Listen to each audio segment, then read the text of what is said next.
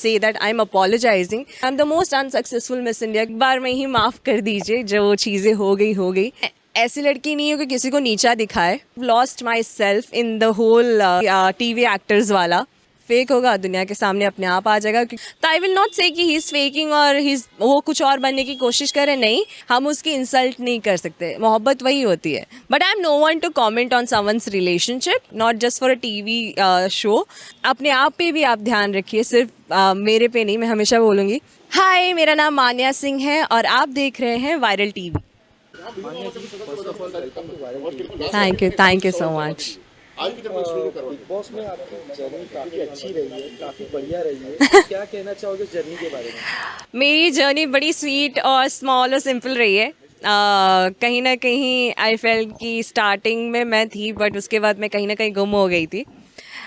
ऐसे होता है कि आप जब ऐसे लोगों से आप कभी नहीं मिलते हो जो ऑलरेडी वर्क कर रहे हैं इंडस्ट्री में, और जब आप उनसे मिलते हो तो कहीं ना कहीं आप वो पता है जेस्ट होती है अपनी सिंप्लिसिटी की, वो खो देते हो, क्योंकि लोग हर रोज़ आपकी कैपेबिलिटी पे क्वेश्चन मार्क करते हैं, आपके ऊपर क्वेश्चन मार्क करते हैं। तो मुझे नहीं पता था कि मुझे कैसे खुद को ऐसे सामने प्रोडक्ट दिखाना है। I was just being my self.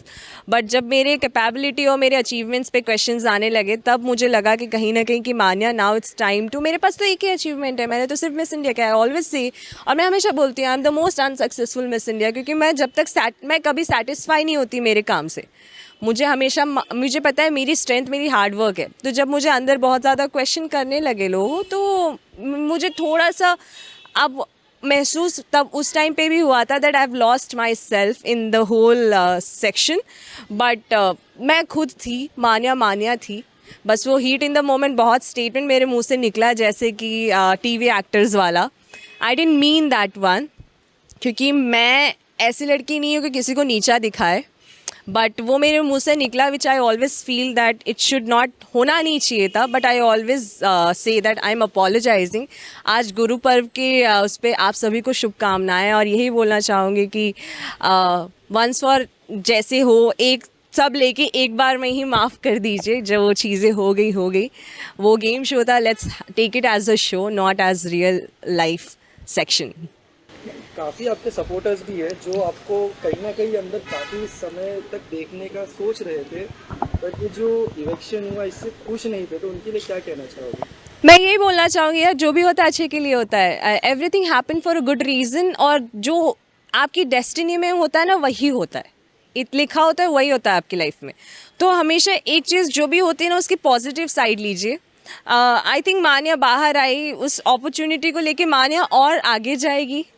Manya miss India, big boss, और अभी बहुत बड़ी चीज़ आ जाए उसके हाथ में। शायद आप मान्या की सक्सेस को देख के आप उतनी मेहनत करो और आप मान्या जैसे बनो, आपकी इंडिविजुअल पर्सनालिटी बाहर आ जाए। तो आई always feel that thank you so much for your support. हमेशा पॉजिटिव देखिए इस साइड को, कि अगर मैं इविक्ट हुई, ये मेकर्स की चॉइस थी and I always respect it. But I think मुझे और टाइम मिल गया कि मैं और मेहनत करूँ। लाइफ का एक चैप्टर मेरे हाथ में आ गया, और आगे फ्यूचर मैं आपको हमेशा ऐसे ही प्राउड कराती रहूँगी। मैम, जब बिग बॉस का सीज़न स्टार्ट हुआ था तो कहीं ना कहीं अब्दुल की जो क्यूटनेस थी और जो मस्ती का जो फेस था सबने देखा, बट अब जब कैप्टन बने उसके बाद जो उनका एक अलग अवतार देखने को मिला, एकदम गुस्सैल वाला, तो उस पर आप क्या कहना चाहोगे? देखिए, इंसान का ना एक कांस्टेंट नेचर नहीं होता। जब आप कांस्टेंट नेचर देखोगे ना, तो आप बोल सकते हो कि वो फेक है। लेकिन एज ए ह्यूमन मैं कभी बहुत गुस्सा हो सकती हूँ, मैं कभी वल्नरेबल हो सकती हूँ, मैं कभी बहुत खुश हो सकती हूँ, बहुत सैड हो सकती हूँ। तो लाइफ आपको हर सिचुएशन में फेंकता रहेगा। आपको इतना पता होना चाहिए कि आप अपने इमोशंस को कैसे कंट्रोल करते हैं ना। He is just 19। तो लोगों ने उनकी क्यूटनेस देखी, उनकी इनोसेंस देखी। आई थिंक ये अब ऐसा सिचुएशन आ गया उनकी लाइफ में जहाँ पे उनको गुस्सा भी आया होगा बाहर। तो आई विल नॉट से कि ही इज़ फेकिंग और वो कुछ और बनने की कोशिश कर रहे, नहीं, ही इज़ बीइंग हिमसेल्फ। वो अपना गुस्सा भी बहुत दिल से बाहर हाजिर कर रहे हैं, और अपना प्यार भी उन्होंने सबको जाहिर किया है। तो मैं यही बोलूँगी कि लोग उन्हें एज ए ह्यूमन देखें और ऐसे ही सपोर्ट करते रहे जैसे लोगों ने उनकी इनोसेंस और उनकी स्वीटनेस में सपोर्ट किया था। मैम, बिग बॉस जब भी आता है तो उसमें हमें काफ़ी सारे लव एंगल्स देखने को मिलते हैं। इस सीज़न में भी ऐसा ही कुछ हुआ है, जैसे गौतम और सौंदर्या हो गए एंड टीना एंड शालीन हो गए। तो आपको क्या लगता है कि ये जो इनका लव एंगल चल रहा है, ये कहीं ना कहीं शो के लिए है या फिर रियल है? आप बताओ, आपको क्या लगता है? आप भी तो एज अ मीडिया आप देख रहे हैं ना कि क्या रियल है क्या फेक है. But I am no one to comment on someone's relationship. मैं यही बोलूँगी कि जो उन दोनों के बीच का बॉन्ड है वो प्योर होना चाहिए, not just for a TV show. Because एक जो इमोशन और रिलेशनशिप होती है ना वो बहुत प्योर, एक फीलिंग्स बहुत प्योर होती है. जैसे कृष्ण भगवान और राधा जी का है, हम उसकी इंसल्ट नहीं कर सकते. मोहब्बत वही होती है. तो अगर ये रियल होगा दुनिया के सामने अपने आप आ जाएगा, फेक होगा दुनिया के सामने अपने आप आ जाएगा, क्योंकि हम 24 घंटे कैमरे के सामने रहते हैं और दिख जाती है सारी चीज़ें. तो I don't want to comment कि गेम शो है क्या हो रहा है शो में. It's their choice. अगर उनको फेक दिखाना है वो फेक दिखाए, उनको रियल दिखाना है रियल दिखाए. एट लास्ट यही होता है कि इनोसेंट और ह्यूमैनिटी किसके अंदर है. मैम एक छोटा सा गेम खेलेंगे. मैं नाम लूँगा कुछ कंटेस्टेंट्स का, आपको उन्हें वन वर्ड में डिस्क्राइब करना है. ओके. एनसी स्टैन. Honest. Abdu Rozik. Innocent. Shalin. I think straight forward, double ढोल की kind of thing. Tina. Tina sweet मीठी छुरी. गौतम. क्या बोलूँ, silent disco type. Archana. Archana पटाखा. निमृत कौर.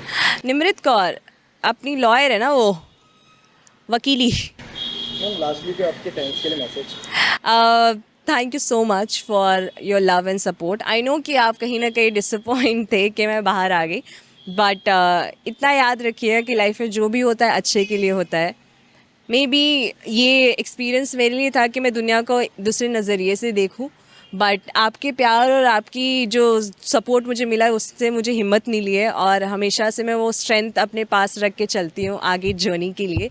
तो ऐसे ही प्यार दिखाते रहिए, और अपने आप पे भी आप ध्यान रखिए, सिर्फ मेरे पे नहीं. मैं हमेशा बोलूँगी क्योंकि शायद कल अगर आप किसी गलत मुसीबत में हो तो शायद मैं वहाँ ना पहुँच पाऊँ. तो अपने करियर और अपने लाइफ पे ज़्यादा फोकस करें, सोशल मीडिया से दूर रहें और पढ़ाई पे ध्यान दें. आप सबको यही मैसेज है कि जब आपका फ्यूचर सही रहेगा तभी आप दूसरे की हेल्प कर पाओगे. So thank you.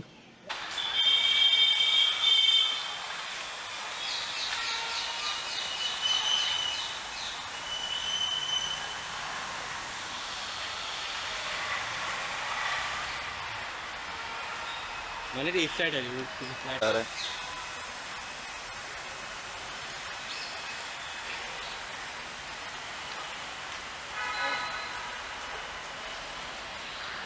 कैसे हो मान्या जी?